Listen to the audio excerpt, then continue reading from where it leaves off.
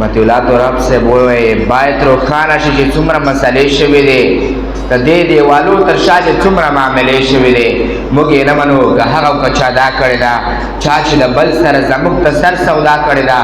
وږې او لوڅ د مرګ په درد کې مبتلا پروت یم باید آزاد یم باید پر پښتونخوا پروت یم وږې او لوڅ د مرګ په درد کې مبتلا پروت یم باید آزاد یم باید د پښتونخوا پروت یم سل ځایه ناز د پلار ګټې ته بادشاه له ځانه مه جوړوه د احمدشاه زوی ته تیمورشاه له ځانه مه جوړوه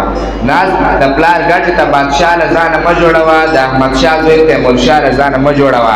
سل ځایه قرض او سل قتلونه اخر وبخښل شي د تاریخ تر به تر قیامته پورې ونه بخښل شي مړې هم محکمه شوي لکه وي قرضدارې نه یې به کور نه مو به کړي د تاریخ قرضدارې نو تاریخه د همدې خلکو تندي در سره لیکړه سیاست او د سوال لاندې ازادي در سره لیکړه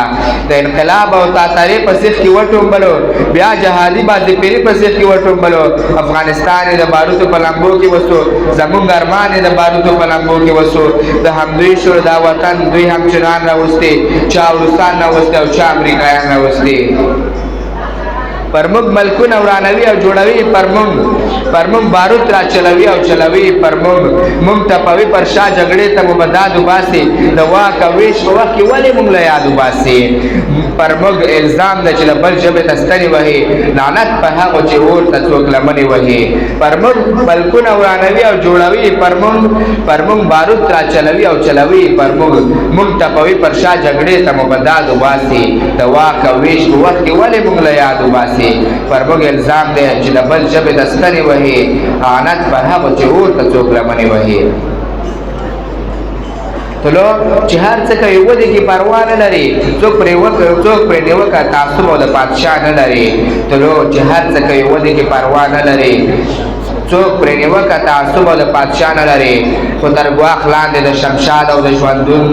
لیکنې د بینوا او خبریال او د غبرګون لیکنې د سیاست او تعصب زهر خوړلي ماران چا ویل چې موږ ساتلي په لستوڼي کې ماران د سیاست او تعصب زهر خوړلي ماران چا ویل چې موږ ساتلي په لستوڼي کې ماران ما پسې کړي د لمنځو عبادت نه بخمه وینې بخمه خو د اوښکو قیمت نه بخمه یم روان د هغه اوښکو انتقام اخلم زم د نړۍ د ظالمانو په طرف اخلم ودې وایي که څوک یې په کاره او څوک یې پر غلا راکوي طالب حکومت او کوم سفارت ما د تنخوا راکوي ودې وایي که څوک یې کاره او څوک یې پر غلا راکوي طالب حکومت او کوم سفارت ما د تنخوا راکوي